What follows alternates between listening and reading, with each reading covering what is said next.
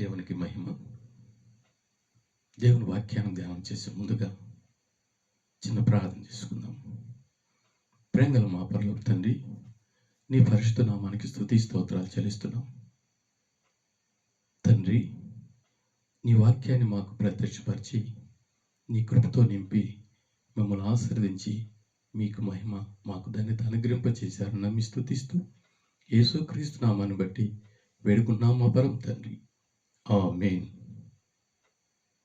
దేవునికి స్తోత్రం. ప్రభు అయినటువంటి యేసుక్రీస్తు వారి యొక్క పరిశుద్ధ నామములో మీకందరికీ కూడా నా హృదయపూర్వక వందనాలు తెలియజేసుకుంటున్నాం. ఈరోజు వాక్య ధ్యానానికై పరిశుద్ధ గ్రంథంలోంచి కీర్తనలు 26:3 చదువుకుందాం.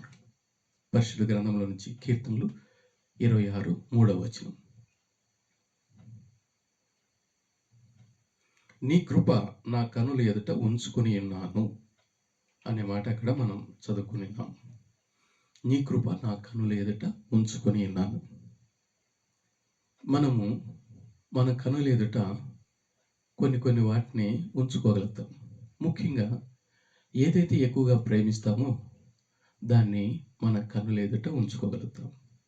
ఏదైతే ఎక్కువగా మనం ప్రాముఖ్యత ఇస్తామో దాన్ని మనము మన కన్నుల ఎదుట ఉంచుకోగలుగుతాం. దేన్ని బట్టి మనం నడుస్తామో అది మన కన్నుల ఎదుట ఉంచుకోగలుగుతాం. దావీదు ఆ విధముగా దేవుని యొక్క కృపను తన కన్నుల ఎదుట ఉంచుకొని ఆ ప్రకారంగా నడిచేవాడుగా ఉంటున్నాడు. కింది భాగంలో మనం గమనించినట్లయితే ఆ మాటలో ఈ మాట మనం చదవగలుగుతాం. నీ సత్యమును అనుసరించి నడుచుకొనుచున్నాను అని. కృపాసత్య సంపూర్ణమైనటువంటి యేసుక్రీస్తును దావీదు భక్తుడు అనుసరించేవాడుగా ఉంటున్నాడు. ఆ రీతిగా మనం కూడా అనుసరించాలని దేవుడు మన ఎదుట ఈ మాటను పెట్టున్నాడు. కనుక మనము దేవుని కృపను మన ఎదుట ఉంచుకోవాలి. మన కన్నుల ఎదుట ఏదైతే ఉంటుందో అది మనము మొదట చూడగలుగుతాం. అలాగా చూసి ఆ కృపను మనం అనుసరించేదానికి, సత్యాన్ని అనుసరించేదానికి దేవుడు మనకు కృపను అనుగ్రహింప చేయునుగాక. ఈ భూమి మీద జీవించేటువంటి మనుషులు కొన్ని వాటికి ఎక్కువగా ప్రాముఖ్యత ఇస్తారు. కొన్ని వాటిని ఎక్కువగా ప్రేమిస్తారు. మనకు ఇంట్లో టేబుల్ ఉన్నదనుకో, టేబుల్ మీద ఇష్టమైనటువంటి వారి యొక్క ఫోటోలు, కొన్ని సందర్భాల్లో మనకు బహుమతులు వస్తే వాటిని అక్కడ గుర్తుగా పెట్టుకోగలుగుతాం. అప్పుడప్పుడు చూసుకోగలుగుతాం. ఈ విధంగా జరిగినన్ని జ్ఞాపకం తెచ్చుకోగలుగుతాం. అలాగనే కొంతమంది ఈ లోకానుసారంగా వేటిను ప్రేమిస్తున్నారో పనికిరాని వాటిని కూడా ముందు పెట్టుకొని దాన్ని చూసి మురిచిపోతూ, దాన్ని ప్రేమిస్తూ, దాన్ని అనుసరిస్తూ ఆ ప్రకారంగా చేసేవారుగా ఉంటారు. మనమైతే దేవుని కృపను మన కళ్ళ ఎదుట ఉంచుకొని, కృపను అమితంగా ప్రేమిస్తూ, కృపను జ్ఞాపకం తెచ్చుకొంచు, కృపలో ముందుకు సాగుతూ, కృపను జ్ఞాపకం ఉంచుకొని కృప వెంబడి కృపను పొందుకునే వారిగా ఉండగలుగుతాం. దావీదు ఆ విధంగా చేసేవాడుగా ఉంటున్నాడు. దావీదు బెత్లెహేము అన్నటువంటి ఒక చిన్న గ్రామంలో జన్మించి అతడు గొర్రెలను కాచేవాడుగా ఉండి రాజు కాగలిగాడు. అంత గొప్ప స్థితికి అతడు రాగలిగాడంటే దానికి ఆధారము దేవుని యొక్క కృప. ఆ రాజు అయ్యే ముందుగా చాలా కష్టాలు అనుభవించాడు, చాలా బాధలు అనుభవించాడు, చాలా నిందలను ఎదుర్కోగలిగాడు, చెప్పలేనటువంటి శోధనను ఎదుర్కోగలిగాడు, ఎంతో వేదనకు గురి కాగలిగాడు. అయితే దేవుని కృపను బట్టి దేవుడు అతన్ని ఉన్నతమైన సింహాసనం మీద కూర్చోబెట్టాడు. దేవుడు తన కృపను బట్టి ఆ స్థితికి నన్ను తీసుకుని వచ్చినాడని ఆ కృపను తన కళ్ళ ఎదుట ఉంచుకున్నవాడుగా ఉంటున్నాడు. ఆ కృపనే అనుసరించేవాడుగా ఉంటున్నాడు. ఆ కృపనే ధ్యానించేవాడుగా ఉంటున్నాడు. అలాగా మనం కూడా ఉండేదానికి దేవుడు తన కృపను మెండుగా మనకు అనుగ్రహింప చేయునుగాక. దావీదు దేవుని నామములో నమ్మకం ఉంచాను కనుక నాకు దేవుడు తన కృపను ఆవరింప చేశాడు అని చెప్పుకుంటున్నాడు. కృపయందు నమ్మకం ఉంచాడు కనుక కృప అతన్ని ఆవరించింది. కృపను బట్టే ఆ దావీదు రక్షింపబడ్డాడు. అన్ని సమస్యల నుంచి, కష్టాల నుంచి తప్పింపబడ్డాడు. దేవుని కృపను బట్టే అతడు సమస్తాన్ని పొందుకోగలిగాడు. దీన స్థితి నుంచి ఉన్నత స్థితికి రాగలిగాడు. కనుక కృపను మర్చిపోయేవాడు కాదు. దేవుడు చేసిన మేలును మర్చిపోకుండా ఆ మేలును జ్ఞాపకం ఉంచుకొని తన ప్రాణంతో చెప్పుకొంచున్నాడు, నా ప్రాణమా, ప్రభువు చేసినటువంటి మేలును మరవద్దు, ఆయన సన్నిధిలో ఉండు అని ఈ విధంగా చెప్పుకునేవాడుగా ఉంటున్నాడు. దావీదు దేవుని కృపను కళ్ళ ఎదుట పెట్టుకుని ఆ కృపనే చూస్తూ వెంబడిస్తూ జ్ఞాపకం తెచ్చుకుంటూ కృప వెంబడి కృపను పొందుచున్న రీతిగా మనం కూడా పొందుకోవడానికి దేవుడు తన కృపను సమృద్ధిగా దయచేయునుగాక. ఈ లోకంలో పాపము ఎంతగానో ఉన్నది. ఆ పాపాన్ని పక్కన పెట్టేసి కృపను ముందుగా ఉంచుకున్నప్పుడు ఈ కృప మనకు సమస్త కార్యాలకు తోడుగా ఉండి కృపను మనం పొందుకునేదానికి దేవుడు సహాయం దయచేస్తాడు. దావీదు పొందుకున్న ఈ అనుభవాన్ని మనం కూడా పొందుకోవాలని దేవుడు ఈ మాటలు మనకు తెలియజేస్తున్నాడు. అలాగా మనం కూడా చేసేదానికి దేవుడు కృపను అనుగ్రహింప చేయునుగాక. ఒకసారి ఒక గొర్రెల కాపరి మంచి జ్ఞానం కలిగిన వాడిగా ఉండి తన చుట్టూ ఉన్న వారికి అవసరాల సమయంలో న్యాయం తీర్చేవాడుగా ఉంటున్నాడు. చాలా జ్ఞానం కలిగిన వాడు. అతడు ఆ విధంగా మంచి జ్ఞానం కలిగి అనేక మందికి మేలు చేస్తూ దేవుని కృపను బట్టి కలిగినటువంటి జ్ఞానాన్ని బట్టి మంచిగా తీర్పులు తీర్చేవాడుగా ఉంటున్నాడు. ఈ విషయం తిన్నగా రాజు కూడా తెలిసింది. రాజు ఒక్కసారి అతన్ని చూసి అతని జ్ఞానాన్ని ఎంతగానో మెచ్చుకొని ఆ యొక్క గొర్రెల కాపరిని తనకు మంత్రిగా ఉంచుకోగలిగాడు. మంత్రిగా ఉన్నటువంటి ఆ గొర్రెల కాపరి రాజుకి ఎంతగానో మేలు చేసేవాడుగా ఉంటున్నాడు. ఆ మేలును బట్టి అతన్ని ఇంకా ఎంతగానో హెచ్చించేవాడుగా ఉంటున్నాడు, ఎంతగానో సత్కరించేవాడుగా ఉంటున్నాడు, గౌరవించేవాడుగా ఉంటున్నాడు రాజు. అంతకు మునుపు అతని దగ్గర ఉన్నటువంటి మిగతా మంత్రులు, అధికారులు ఈ విషయాన్ని గమనించి ఈ యొక్క కొత్త మంత్రి పైన శత్రుత్వం కలిగి, అసూయ కలిగి, ద్వేషం కలిగి రాజుకు ఎన్నో చాడీలు చెప్పేవారుగా ఉంటున్నాడు. అయితే రాజు ఈ మంత్రి మంచివాడని అతనికి ఎక్కువగా ప్రాముఖ్యత ఇస్తున్నాడు. చివరికి ఒకసారి వారి బలంతాన్ని బట్టి, రాజా, నీవు నియమించుకున్నటువంటి ఈ మంత్రి ఒక ప్రత్యేకమైన గదిని ఉంచుకొని ధనాన్ని అంతటిని కూడా అక్కడ దాచుకునేవాడుగా ఉంటున్నాడు. దీనివల్ల మనకెంతో ప్రాబ్లం వస్తుంది. కనుక నువ్వు చెక్ చేయాలని బలంతం చేసిన కారణాన్ని బట్టి ఆ రాజు వారి మాటను బట్టి ఒక సందర్భంలో మంత్రి గారు ఒక రహస్య గదిలోకి వెళ్ళినప్పుడు వీరు వెంబడించారు. రాజు మంత్రిని అడుగుతున్నాడు, మంత్రి, ఎందుకు నువ్వు ఈ రహస్య గదికి వచ్చావు అని అడిగినప్పుడు, అయ్యా, నేను మొదట గొర్రెల కాపరిగా ఉన్నప్పుడు, దీన స్థితిలో, దరిద్ర స్థితిలో ఉన్నప్పుడు నీవు నన్ను ఎంతగానో ప్రేమించి ఈ మంచి పదవినిచ్చావు. నేను మొదట ఏ స్థితిలో ఉన్నానో దేవుని కృపను బట్టి ఇప్పుడు మంచి స్థితికి రాగలిగాను.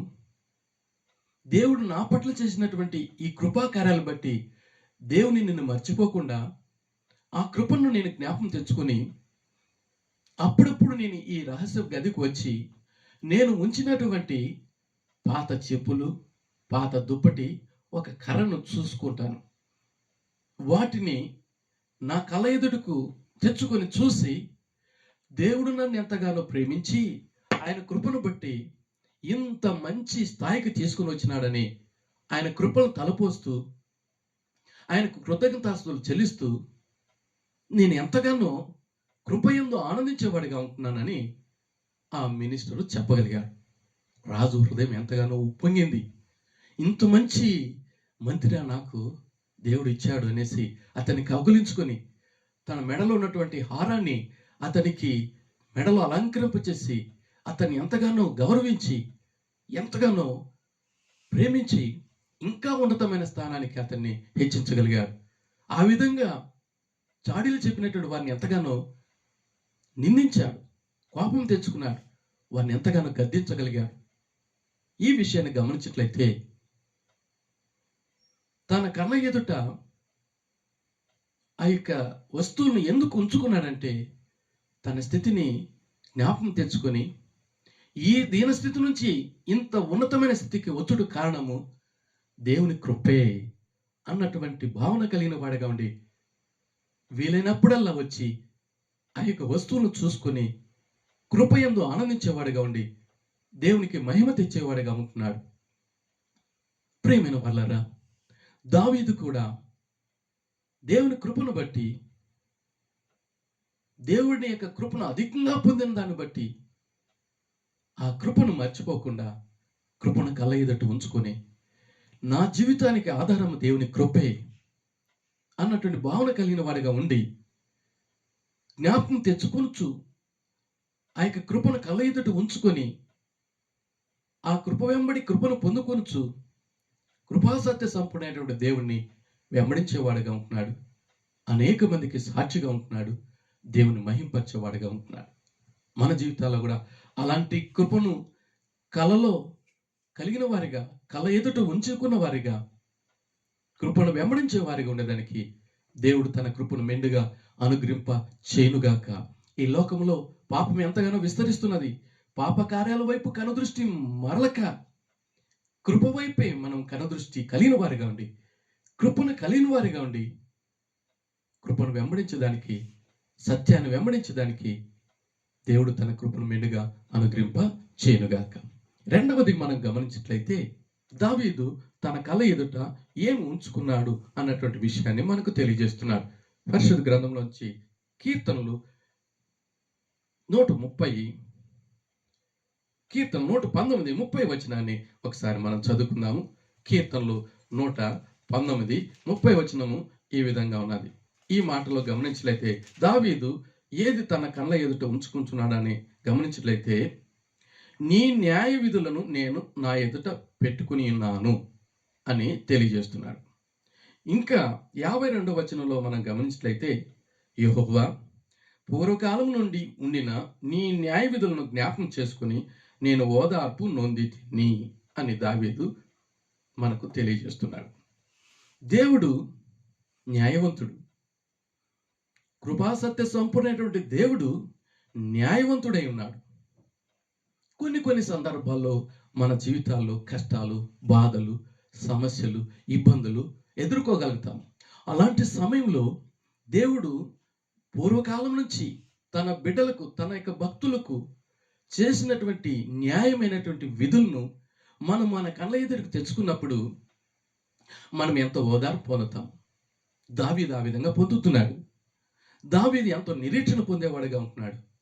దావీదు ఎంతగానో దేవుని యందు నమ్మకం ఉంచేవాడుగా ఉంటున్నాడు. నిరీక్షణ కలిగిన వాడుగా ఉంటున్నాడు. ఓదార్పు పొందేవాడుగా ఉంటున్నాడు. ఈ లోకం నుంచి కలిగేటువంటి ఇబ్బందులకు, శ్రమలకు, బాధలకు కృంగిపోక కృపను కళ్ళ ఎదుట పెట్టుకొంచు న్యాయ విధులను కళ్ళ ఎదుట ఉంచుకున్నప్పుడు ఓదార్పు పొందుకోగలుగుతాం. దావీదు జీవితంలో అలాంటి ధన్యతను పొందుకోగలిగాడు. మనం కూడా న్యాయ విధులను మన ఎదుట ఉంచుకుందాం. దానియేలు అనగా దేవుడు నాకు న్యాయాధిపతి, యెహోవా నాకు న్యాయాధిపతి అన్నటువంటి భావన కలిగి, ఆ పేరు కలిగిన వాడుగా ఉండి, అతనికి వచ్చినటువంటి శోధనలో దేవుడు న్యాయాన్ని చేకూర్చాడు. సింహాల నోళ్ళను మూయించాడు. దేవుడు న్యాయాధిపతిగా దానియేలుకు ఉండగలిగాడు. అలాగా ఆ యొక్క దానియేలుకు దేవుడు న్యాయాధిపతిగా ఉన్న దేవుడు, దానియేలుకు దేవుడు న్యాయాధిపతిగా ఉన్న దేవుడు, మనకు కూడా దేవుడు న్యాయాధిపతిగా ఉండి న్యాయాన్ని జరిగిస్తాడని విశ్వసించి నిరీక్షణ కలిగి ఆదరణ పొందుకుంటూ ఓదార్పు కలిగిన వారిగా ఉండి విశ్వాసం ముందుకు సాగేదానికి, విజయాన్ని పొందేదానికి దేవుడు కృపను అనుగ్రహింప చేయునుగాక. న్యాయాన్ని మన పట్ల జరిగించునుగాక. దేవుడు అన్యాయస్తుడు కాదు. దేవుడు న్యాయస్తుడు. న్యాయము తప్పడు. న్యాయము జరిగిస్తాడు. తప్పనిసరిగా న్యాయాన్ని మన పట్ల ఆయన కనుపరిచేవాడుగా ఉంటున్నాడు, జరిగించేవాడుగా ఉంటున్నాడు. మునుపు జరిగినటువంటి న్యాయ విధులను మనము మన కళ్ళ ఎదుట తెచ్చుకున్నప్పుడు ఈ నిరీక్షణలో ముందుకు సాగుతాము, ఈ ఓదార్పులో ముందుకు సాగుతాము, ఈ ఆదరణ ముందుకు సాగుతామని దేవుడు ఈ మాటను మనకు తెలియజేస్తున్నాడు. అలాంటి కృపను మనకు, ఆదరణ మనకు, నిరీక్షణను దేవుడు మనకు, ఓదార్పును దేవుడు ప్రసాదింప చేయునుగాక. అలాంటి ధన్యతను మనము స్వతంత్రించుకుందాం. ఒకసారి అలెగ్జాండర్ చక్రవర్తి తనకు ఆయుధశాలను అనుకోని రీతిగా పరీక్ష చేశాడు. ఆయన వెళ్ళినప్పుడు పనివారు వారి వారి పనుల్లో ఉంటున్నారు. ఆ చక్రవర్తి అలాగా ముందుకు వెళ్ళేటప్పుడు ఒక పనివారు ఒక్కొక్కరు లేస్తూ నమస్కారం చేస్తున్నారు. అతన్ని ఎంతగానో గౌరవిస్తున్నారు. అయితే ఒక వ్యక్తి ఏది కూడా చూసుకోకుండా తన పనిలో నిమగ్నం అయిపోయినాడు, తన్మయమైపోయినాడు. ఆ రాజు, ఆ చక్రవర్తి అలెగ్జాండరు అలా వెళుతూ అతని దగ్గర నిలబడినప్పుడు అతడు అలెగ్జాండర్ చక్రవర్తిని గమనించలేదు. తన పనిలో నిమగ్నుడైపోయాడు. ఎంతగానో పనిలో తన్మయం పొంది పని చేసే సందర్భంలో ప్రక్కనున్న వారు, అయ్యో ఈరోజు ఈ పని వారికి ఇంకా సివియర్ పనిష్మెంట్ ఇస్తాడు ఈ చక్రవర్తి. ఎందుకనగా ఆ చక్రవర్తి వచ్చి అతని ముందర నిలబడినప్పుడు అతడు చూడలేదు, నిలబడలేదు, గౌరవించలేదు, నమస్కారం చేయలేదు అని అందరూ అనుకున్నారు. అందరూ ఆఖరికి అతన్ని లేపారు, పిలిచారు, మేల్కొల్పారు. ఆ పనివాడు చక్రవర్తిని చూసి నమస్కరించి, అయ్యా, నేను నా పనిలో నిమగ్నై ఉండిపోతుంది, మిమ్మల్ని నేను గమనించలేకపోయాను, క్షమించండి, మన్నించండి అని అడిగాడు. ఆ చక్రవర్తి ఎంతగానో ఆనందించి అతన్ని కౌగిలించుకొని అతనికి ఎంతగానో బహుమానాన్ని కూడా అనుగ్రహింప చేశాడు. అందరూ ఆశ్చర్యపోయాడు. కారణం ఏమిటంటే అలెగ్జాండర్ చక్రవర్తి పై విషయాన్ని చూడలేదు, అతని హృదయాన్ని చూడగలిగాడు. అతడు తన పనిలో నిమగ్నం అయిపోయినాడు. ప్రక్కన ఏం జరుగుతున్నదని కూడా గమనించలేదు. ఆ విధంగా న్యాయము కలిగిన వాడుగా ఉన్నాడని ఆ చక్రవర్తి గమనించి అతన్ని ఎంతగానో మెచ్చుకున్నాడు. అందరి ఎదుట అతన్ని హెచ్చించగలిగాడు. అందరూ అనుకున్నారు ఇతనికి సివియర్ పనిష్మెంట్ వస్తుందని. అయితే ఇప్పుడు అతనికి అందరికంటే గొప్ప బహుమానం రాగలిగింది. కారణం ఏమిటంటే అతడు ఆ విధముగా, ఆ పనివాడు తన పనిలో నిమగ్నుడైపోయినాడు. ఆ చక్రవర్తి ఎంతో న్యాయం కలిగిన వాడు. దేవుడు కూడా న్యాయవంతుడు. ఆయన పై స్వరూపాన్ని చూసి తీర్పు తీర్చేవాడు కాదు. హృదయాంతరంగాలను చూసి, హృదయ పరిస్థితిని చూసి దానికి తగినట్లుగానే ఆయన న్యాయాన్ని చేకూర్చేవాడుగా ఉంటున్నాడు. దావీదు న్యాయం కలిగిన వాడుగా ఉన్నాడు. హృదయం ఎంతో యథార్థమైనటువంటిదిగా ఉన్నది. దావీదు తన జీవితంలో తనకు రాజుగా ఉన్నటువంటి సౌలుకు ఎంతో మేలు చేశాడు. చెప్పలేనన్ని కార్యాల విషయంలో రాజుకు మేలు చేసిన వాడుగా ఉన్నాడు. అయితే సౌలు అనేటువంటి ఆ రాజు దావీదు మీద అసూయ పొంది, దావీదు ఉంటే నా రాజ్యానికి ముప్పని ఎన్నో మార్లు దావీదును చంపుటకు చాలా ప్రయత్నాలు చేశాడు. 3000 మంది సైనికులతో దావీదును వెతుకాడు. అయితే దేవుని కృపలో భద్రపరచబడినటువంటి దావీదును సౌలు ఏమీ కీడు చేయలేకపోయాడు, ఏమీ చంపలేకపోయాడు. అందుకే దావీదు నా దాగు చోటు నీవేని యెహోవాను గురించి చెప్పగలిగాడు. నా శైలము, నా కోట, నా కొండ, నా దుర్గము, నా ప్రాణదుర్గము, నా ఆశ్రయ దుర్గము, నా రక్షణ దుర్గము అని ఈ విధంగా దావీదు దేవుణ్ణి కలిగిన వాడుగా ఉన్నాడు. దేవుడు న్యాయవంతుడు, హృదయాన్ని చూస్తాడు. హృదయానుసారైనటువంటి దావీదుకు న్యాయం కలిగించిన వాడుగా ఉంటున్నాడు. దావీదును చంపేదాని కోసము 2 సందర్భాల్లో సౌలు వెంటాడినప్పుడు దావీదు చేతికే సౌలును దేవుడు అప్పగించాడు. అయితే దావీదు న్యాయవంతుడిగా ఉండి సౌలును ఏమాత్రం కూడా చంపలేదు. చంపుడుకు మంచి అవకాశం దొరికినా కానీ తన పనవారి మేము చంపుతామన్నా కానీ అంగీకరించక దేవునికి అప్పగించాడు. దేవుడు న్యాయవంతుడు, దేవుడు న్యాయం తీరుస్తాడు. దేవుడు న్యాయము తప్పకుండా నా పట్ల జరిగిస్తాడు. నా హృదయం ఎరిగినటువంటి హృదయనాథుడు దేవుడు నాకు సహాయం చేస్తాడు అని ఈ నమ్మకం కలిగి, ఈ యథార్థత కలిగి, ఈ న్యాయాన్ని అనుసరించేవాడుగా ఉన్నాడు కనుక న్యాయవంతుడైనటువంటి దేవుడు న్యాయాన్నే జరిగించాడు. శత్రువైనటువంటి సౌలే చెప్పాడు, దావీదు నాయనా, నీవు నాకంటే నీతిమంతుడు, నీకు దేవుడు న్యాయం చేస్తాడు, నువ్వు రాజు అవుతావని సౌలే చెప్పాడు దావీదు యొక్క విషయములు. ఆ విధంగానే ఆ తరువాత శత్రువుల వలన సౌలు సంహరింపబడి చివరికి దావీదు రాజు కాగలిగాడు. దావీదు దేవుని యొక్క న్యాయాన్ని ఎరిగినవాడు కనుక, దేవుడు న్యాయవంతుడు కనుక, నా పక్షాన న్యాయం జరిగిస్తాడని నమ్మకం ఉన్నదాని కనుక ఆ ప్రకారంగా దేవుడు దావీదు పట్ల న్యాయాన్ని కనుపరిచాడు. అంతకు మునుపు జరిగినటువంటి కార్యాలన్నిట్లోనూ, తన పితరులకు జరిగినటువంటి న్యాయమైనటువంటి కార్యాలను దేవుడు ఏ రీతిగా న్యాయాన్ని జరిగించాడు, నా పట్ల కూడా జరిగిస్తాడని తన కళ్ళ ఎదుట దేవుని యొక్క న్యాయ విధులను ఉంచుకున్నాడు కనుక అతడు ఎంతగానో నిరీక్షణ కలిగి ఓదార్పు పొంది నిరీక్షణ నిజాన్ని పొందేటట్లుగా చేయగలిగింది.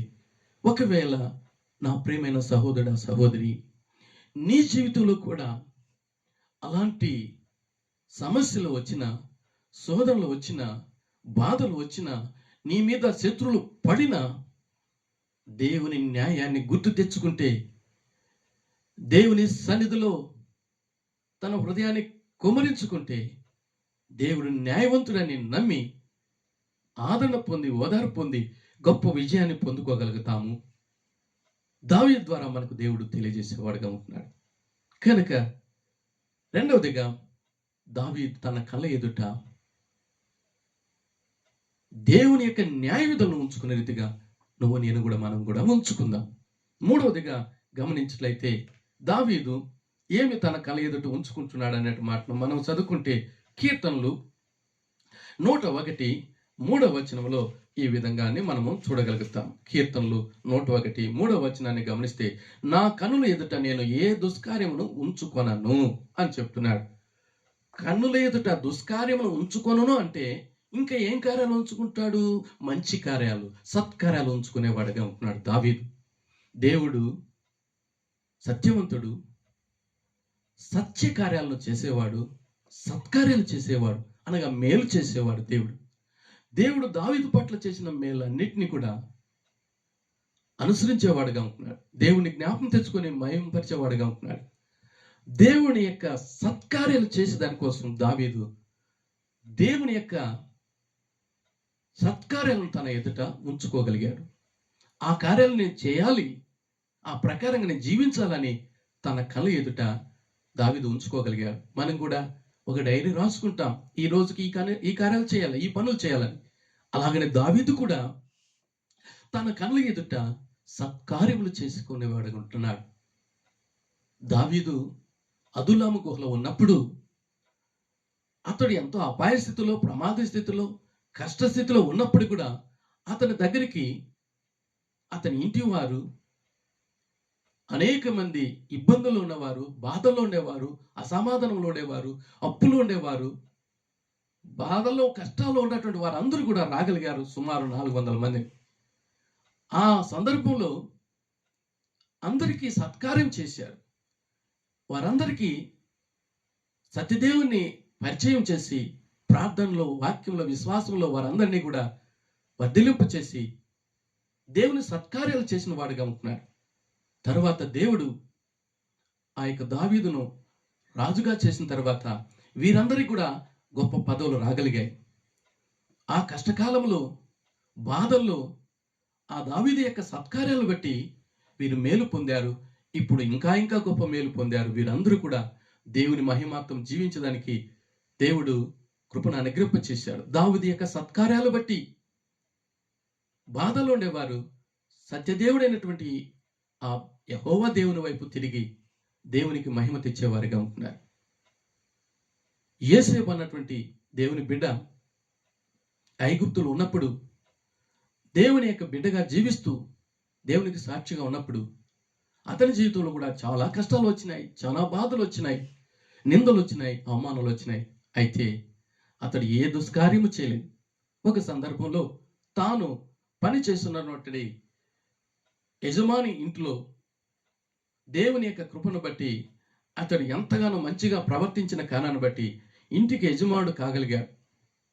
ఆ ఇంటిలో యజమానుడుగా ఆ కార్యాలన్నీ కూడా మంచిగా చేస్తున్నప్పుడు ఆ ఇంటి యజమాను భార్య అయినటువంటి ఆమె ఇతని మీద కన్ను వేసి ఇతన్ని ఎలాగైనా పాపంలోకి దింపాలని ప్రయత్నం చేయగలిగింది.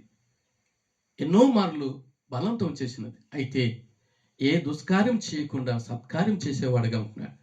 ఆ యొక్క యోసేపు గమనించినట్లయితే ఆదికాండం 39వ అధ్యాయం 9వ వచనంలో అతడు పనిచేసేటువంటి యజమాని ఇంటిలో యజమాని భార్య అతన్ని బలవంతం చేసినప్పుడు ఆమెతో ఈ విధంగా చెప్తున్నాడు, నీవు అతని భార్య అయినందున నిన్ను తప్ప మరి దేనిని నాకు అప్పగించి ఉండలేదు. కాబట్టి నేనెట్లు ఇంత ఘోరమైన దుష్కార్యం చేసి దేవునికి విరోధంగా పాపం కట్టుకుందును అని ఆ యొక్క పని చేసేటువంటి యజమాని భార్యతో ఇక యోసేపు చెప్పగలిగాడు. తాత్కాలికంగా అతనికి కష్టమే వచ్చినా, బాధ వచ్చినా, ఎంతో ఇబ్బంది వచ్చినా కానీ దుష్కార్యం చేయలేదు.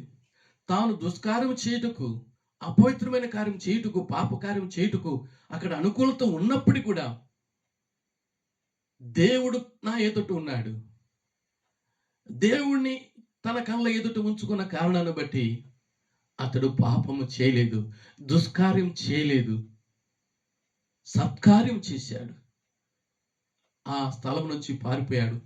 ఆ తర్వాత అతనికి కష్టాలు వచ్చినా కానీ దేవుడు అతన్ని ఉన్నతమైన సింహాసనం మీద ఆ ఎగిప్తులో ఉంచి అతని కుటుంబాన్ని, తన వారిని, తన దేశస్తులను, అన్ని దేశస్తులను కూడా ఆదుకునేటట్లుగా, మేలు చేసేటట్లుగా, అతని యొక్క సత్కార్యాలు బట్టి అందరూ కూడా రక్షింపబడేటట్లుగా, దేవుని ఎరిగేటట్లుగా, దేవుడు మహిమ పొందేటట్లుగా దేవుడు యోసేపును ఆశీర్వదించాడు. కారణం ఏమిటంటే యోసేపు తన కళ్ళ ఎదుట సత్కార్యాన్ని ఉంచుకొని సత్కార్యం చేశాడు, దుష్కార్యం చేయలేదు. ఎఫెసీ పత్రిక 2:10 ప్రకారంగా దేవుడు మనమును ఆయన చేతి పనివారిగా క్రీస్తునందు చేశాడు. ఎందుకు అంటే సత్కార్యాలు చేసేదానికోసం. ఈ భూమి మీద జీవించేటువంటి నువ్వు నేను కూడా యేసుక్రీస్తు నీ కొరకు నా కొరకు చేసిన త్యాగాన్ని, ఆయన యొక్క మేలును కళ్ళ ఎదుట ఉంచుకున్నట్లయితే నువ్వు నేను కూడా దేవుని బిడ్డలుగా జీవిస్తూ దేవుని యొక్క సత్కార్యాలు చేసిన వారిగా ఉంటూ ఈ లోకంలో ఉండే వారిని దేవుని తట్టు తిప్పి దేవుని బిడ్డలుగా మనం చేయగలుగుతాం. అలాంటి కృపను దేవుడు మనకు అనుగ్రహింప చేయునుగాక. అమెరికా దేశంలో 1952 సంవత్సరంలో ఆల్బర్ట్ అన్నటువంటి మిషనరీ డాక్టర్కు నోబెల్ బహుమతి వచ్చినది. అతడు 1953 సంవత్సరంలో షికాగో అన్నటువంటి ఆ పట్టణంలో రైల్వే స్టేషన్లో మరి రైలు నుంచి దిగేటువంటి సందర్భంలో చాలామంది మీడియా వారు, అధికారులు అతనికి వెల్కమ్ చెప్పుటకు వచ్చినారు. ఆ సందర్భంలో ఆ యొక్క మిషనరీ డాక్టరు అనగా గొప్ప నోబెల్ బహుమతి పొందినటువంటి ఆ గొప్ప వ్యక్తి రైల్లో నుంచి కింద దిగినప్పుడు ఆ ప్లాట్ఫామ్ మీద అతని దగ్గర ఉన్నటువంటి వారందరూ కూడా, వెల్కమ్ చెప్పేదానికి వచ్చిన వారందరూ కూడా ఎంతగానో సన్మానించారు, గౌరవించారు. ఆ యొక్క గొప్ప వ్యక్తి అందరిని చూస్తున్నాడు. అలాగ చూస్తూ ఒకవైపున చూసినప్పుడు ఒక నలజాతి స్త్రీ అనగా ఆఫ్రికా స్త్రీ 2 సూట్ కేసులను ఎత్తుకోలేకుండా, మోయలేకుండా అలాగ జరుపుకుంటూ పోతున్నప్పుడు ఆ దృశ్యం అతని యొక్క కళ్ళ ఎదుట కనబడింది. వాళ్ళందరికీ ఉండనని చెప్పేసి గబగబగా అక్కడికి వెళ్ళి ఆమెకు ఆ సూట్ కేసులను మరి ఇతను తీసుకొని ఆమెకు ఎక్కడ చేర్చాలో చేర్చి తిరిగి వీరి దగ్గరికి వచ్చి, సారీ నేను ఈ కార్యం చేయవలసి వచ్చింది అని చెప్పి వారితో చెప్పగలిగారు. అందరూ అతన్ని ఫోటోలు తీసుకోగలిగి కరచాలం చేయగలిగారు, ఎంతగానో మెచ్చుకోగలిగారు. ఒక మీడియా వ్యక్తి అన్నాడు, నేను నడుస్తున్నటువంటి ప్రసంగాన్ని నేను చూశాను అని చెప్పగలిగాడు. అయిక ఆల్బర్ట్ అనేటువంటి మిషనరీ డాక్టరు గొప్ప నోబెల్ బహుమతి పొందినటువంటి వ్యక్తి సత్కార్యం చేస్తున్నాడు. ఆ యొక్క ప్లాట్ఫారం మీద ఎంతో మంది ఉన్నారు, వస్తున్నారు, పోతున్నారు. ఎవరు కూడా ఆమెను పట్టించుకోలేదు. వృద్ధురాలుగా ఉన్నటువంటి నల్లజాతి ఆ స్త్రీని ఎంతగానో ప్రేమించి దేవుని కార్యంగా మేలు చేసి ఈ సత్కార్యం ద్వారా దేవుని నామాన్ని మహింపరిచేటట్లుగా, కొంతమంది దేవుని తట్టు తిరిగేటట్లుగా ఆ సందర్భంలో దేవుడు కృప దయచేశాడు. కనుక నా ప్రియమైన వాళ్ళారా, దేవుడిచ్చినటువంటి ఈ మాట ప్రకారంగా మనం కూడా మన కళ్ళ ఎదుట దేవుని కృపను ఉంచుకుందాం.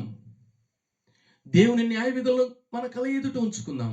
దేవుని యొక్క సత్కార్యాలు మన ఎదుట ఉంచుకుందాం. ఈ కార్యాలు చేసి సృష్టికర్త అయినటువంటి దేవుని, మన విమోచకుడైనటువంటి ప్రభును, మన రక్షకుడైనటువంటి యేసు ప్రభును లోకానికి కనపరిచి, మనము దేవుని బిడ్డలుగా ఈ భూమి మీద జీవించి ఈ లోకాన్ని వెలిగిన తర్వాత నిత్య రాజ్యాన్ని స్వతంత్రించుకొని మనతో పాటు అనేక మంది దేవుని వైపున మరలించి నిత్య రాజ్య వారసులుగా చేసేదానికి దేవుడు మనకందరికీ కూడా కృపను అనుగ్రహింప చేయనుగాక. ఇవి కాక మన కళ్ళ ఎదుట ఈ లోకానికి సంబంధించినటువంటి పరికరాన్ని వాటిని కళ్ళ ఎదుట ఉంచుకొని వాటిని ప్రేమిస్తూ, వాటిని అనుసరిస్తూ, వాటిని జ్ఞాపకం తెచ్చుకొని ఈ లోక కార్యాలు కాకుండా దేవుని కార్యాలు ముందుకు సాగేదానికి పరిశుద్ధాత్మ దేవుడు మనకు కృపను నిండుగా మెండుగా సమృద్ధిగా అనుగ్రహింప చేయనుగాక.